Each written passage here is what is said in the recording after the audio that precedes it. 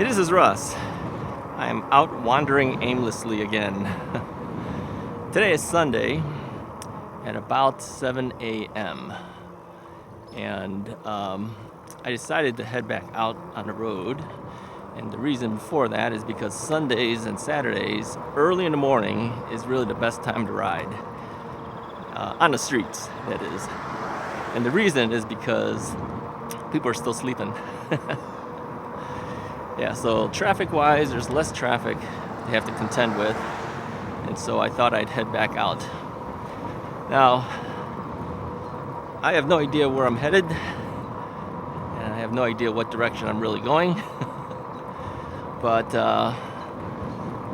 it's kind of in the same direction we went last time when I went aimlessly. So my guess is that means we're heading towards the Rolling Meadows area, but I'm not really sure.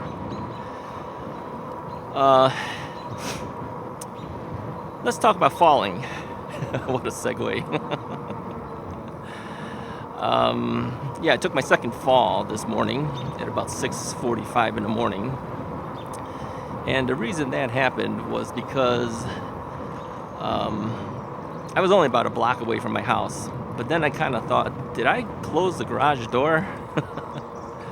And since I wasn't sure, I figured the best thing to do was to turn back and take a look. So to do that, I had to slow down on the street. Sorry, I got bugs flying into me again. I had to slow down on the street and then make a U-turn. Well, that was a mistake. I'll tell you, anytime you have to slow down or stop, you're gonna fall. It's basically true. That's how it happened.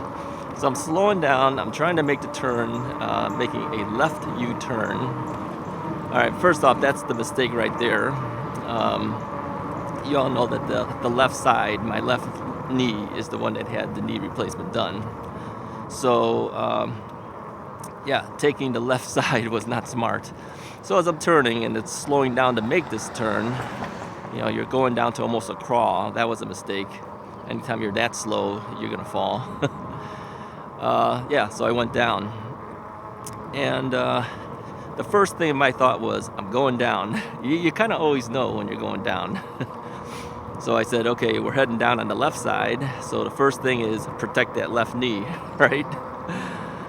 So I did. I protected the left knee. No damage to the knee, but I have a little bit of road rash on my elbow area and also on my left thigh. So I'm wearing shorts again, and because it's going to be extremely hot today, there's no way I'm wearing regular pants. So I took the road rash. So what about the damage to the bike?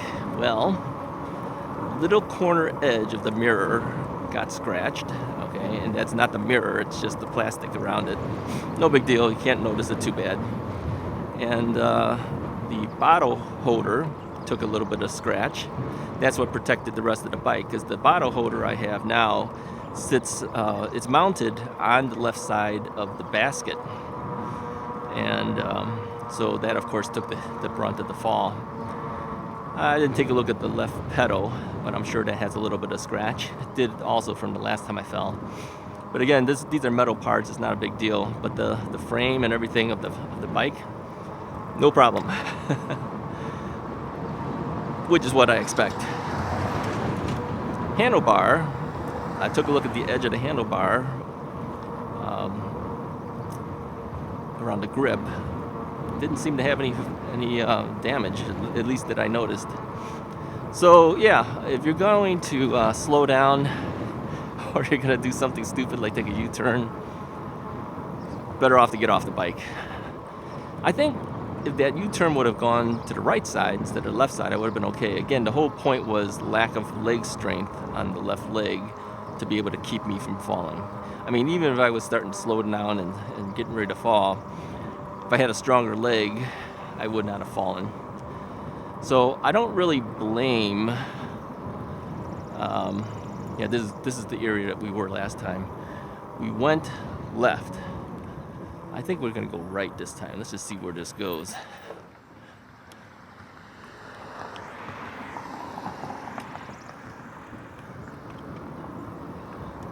Oh, it's got a bike lane. So anyways, what was I saying? I lose all sense of what I'm saying. Morning.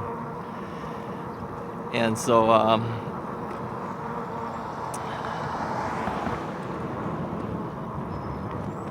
yeah, I think if it was on my right side, on my right leg, I would not have fallen at all. It's all leg strength. So I don't blame the inability to ride. I don't blame any of that stuff. It's all lack of leg strength. So lesson learned for me: avoid at all costs going down on the left side.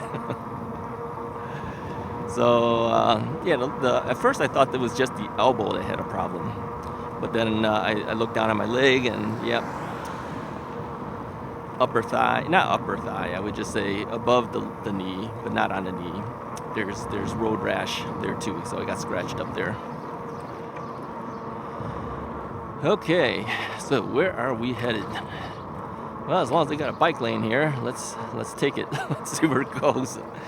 Now, I have to keep track, of course, of my mileage, and got to keep track of the battery too. Now we're doing a pedal assist level 2 and gear number 6 again. That seems to be the one I work best on. And of course, we're going up a hill here, so I'm gonna have to give it a little bit of throttle. And again, I'm trying my best to keep throttling down unless I have to use it. And of course, hills, I have to use it.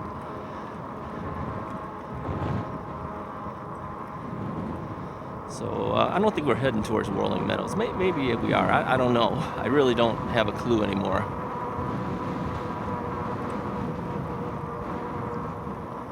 I don't think we are. I think we're heading in the wrong direction for Whirling Meadows. So whatever town this is, I have no idea.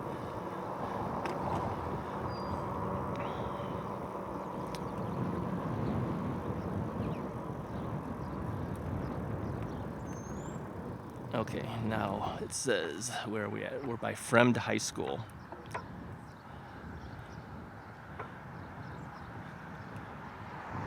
I think Fremd High School, that's where you guys, I'm waiting at a stoplight here. Fremd High School has a very high reputation for academic excellence. We'll go further. I don't know. I think if we went further to the left, we'd be heading towards Schaumburg if we kept going. Yeah, whatever.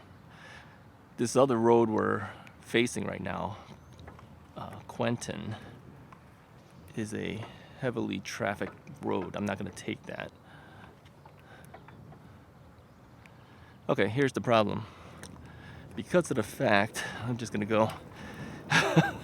Because of the fact that I'm not heavy enough with enough metal, I can't trigger the sensor. Well, we'd be standing there forever trying to wait for a green light. But again, since nobody was there, I decided to just go ahead and go forward.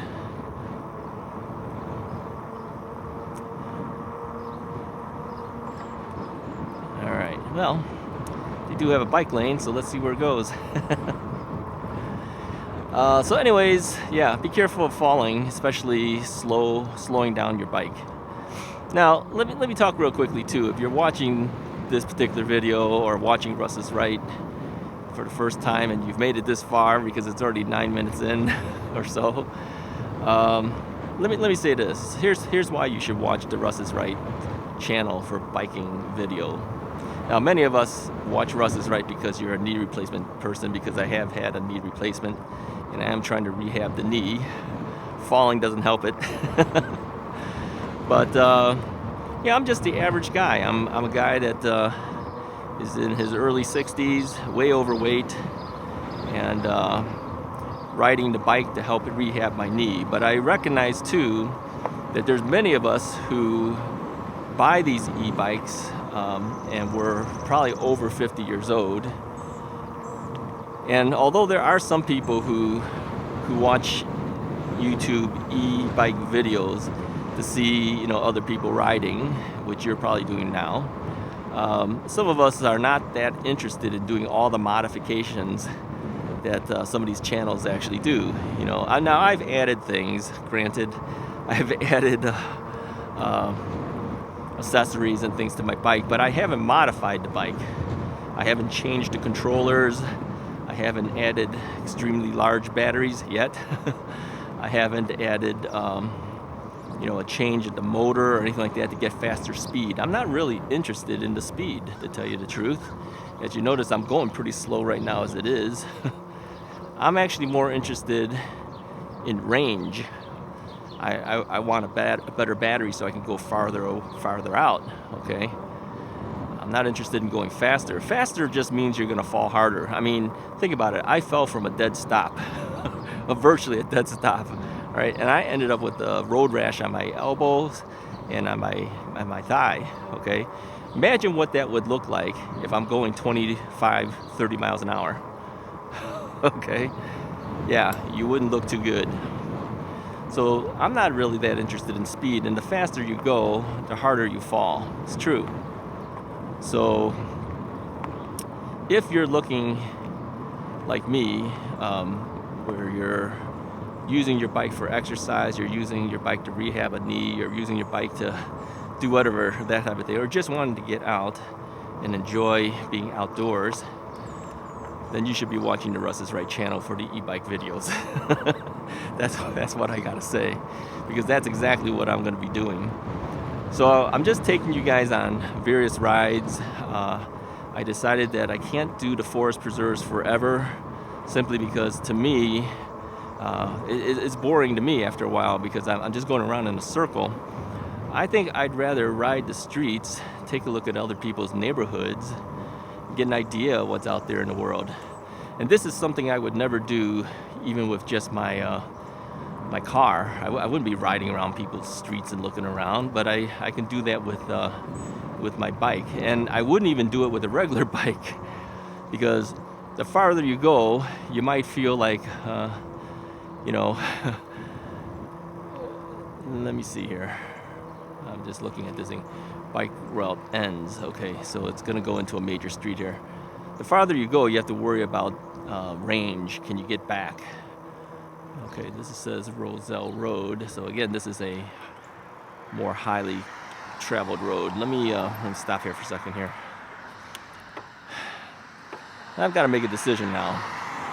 I do know if I take Roselle Road, take a left, we're going to head into Schaumburg. Roselle Road is more heavily trafficked, but not now. Yeah. All right, let's go. Let's go. Let's see what it looks like. So again, Roselle Road, like I said, is a heavier traffic road, but right now it isn't. Now later it will be. So I can't go too far, because I know I'm gonna have to turn around before that traffic starts happening. But maybe there's some side streets I can take to avoid that. Let's just go a little bit for a while. Let's see where it heads.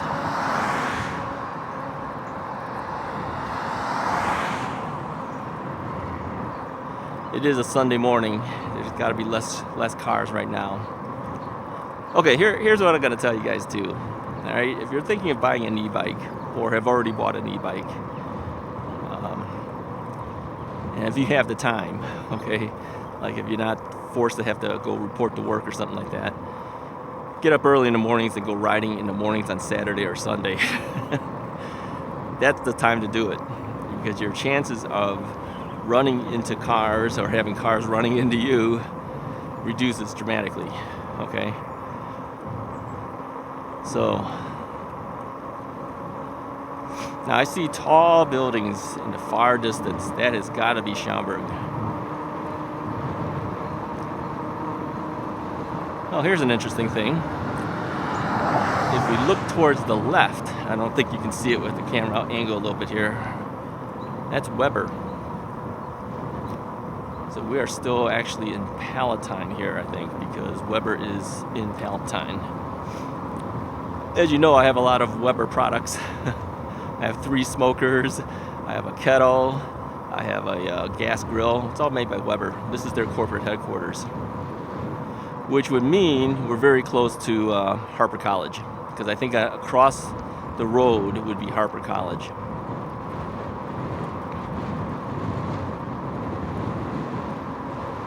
All right, this is Euclid Avenue that we're coming by. Yeah, I don't think I want to head into Schaumburg. All right, we're going to turn on Euclid. Euclid is also a busy road, but not necessarily the busiest, especially now. So as you can see here, this is Harper College over there. I'll let this car pass me first. That's Harper College. Again, it is a Sunday morning, so there's less cars on the road anyways. So I don't know where I got cut off. I don't know what you've heard, what you haven't heard. But if I repeat myself, it's because I don't know if I did have you with me or lost you. So anyways, yeah, so we'll be doing these rides on the road a little bit more often. Take you to different areas, but again, the problem is I don't really know where I'm headed either. So I can't really tell you exactly where we are or what we're doing, but hey, you get to see the roads in this general area. Let's say that.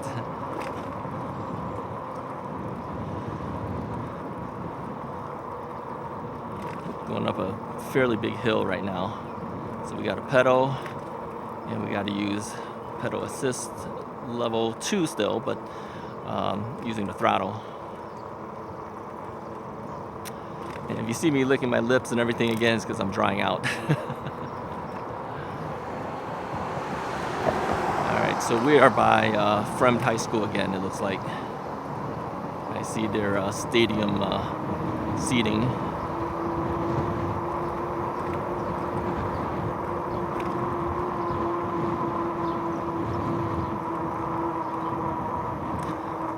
I think I was in there once.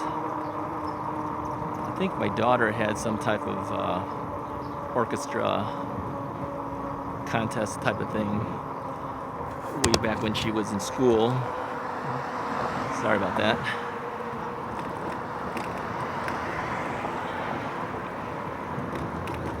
I think we went here. If we didn't go here, I think it was Stevenson High School. I know it was Stevenson High School. I don't know if we ever went to Fremd.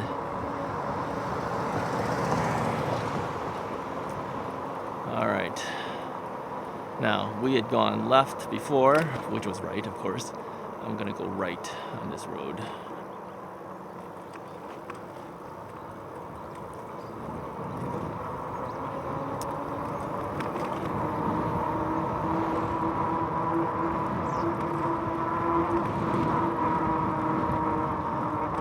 Alrighty, facing the sun.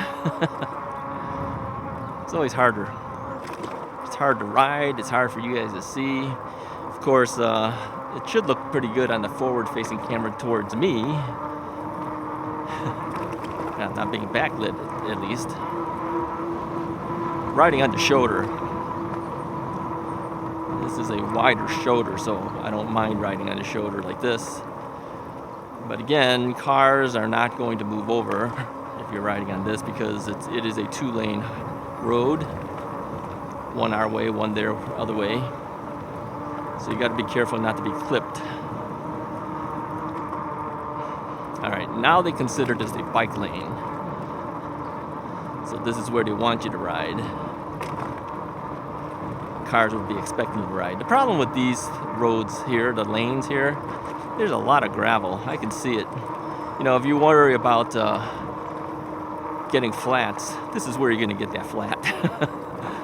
All right, it's going to be on these roads here. And that's why they have street cleaners, you know, to kind of pick up all that road gravel and stuff, but obviously they haven't done it. Just speaking of that, I just picked up a tree branch because it just hit me in the foot. So that kind of tells you, right? Oh, by the way, I did add a skid plate on the bottom of my bike. I'll show a photo here, let you guys see what that is. But the whole point of that is that, you know, like I just said, that there was a tree branch that just got kicked up and hit me on the foot. Well, that could hit your cables, which is underneath your bike. So the skid plate protects those cables from stuff like that. You know, guys who go on trails, and I'm talking like mountain bike trails, they have to have a skid plate if they're taking a bike like this on there. Otherwise, you're going to really damage the wiring. As I'm rolling here too, I can hear, you know, besides seeing all this gravel, I can hear it. So, yeah, this is why you would get flat tires. You know, sometimes people wonder why these 4-inch fat tire bikes are more prone to flats. Well, think about the way this tire is made. I'll show a photo here. This is a photo of my bike just before it hit 500 miles. You can see my tires still look in pretty decent condition. But if you look at the tread pattern, there's a lot of empty space besides the actual little bump things that come up. Well, that's a lot of openings. So if you have things that pop up,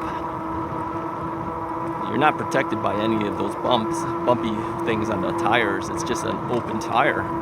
So you're gonna get a flat. Now there's other type of tires out there that have a different type of tread pattern. They're more for road tires. They're not really for trails and things like that. Okay, where are we here? I can't even see. Oh, okay, I know where we are now. I'm gonna keep going straight. We passed this before on another video. We'll go straight and then we'll head back down. How are we doing for time? Oh, okay, we're good. All right, go back up again.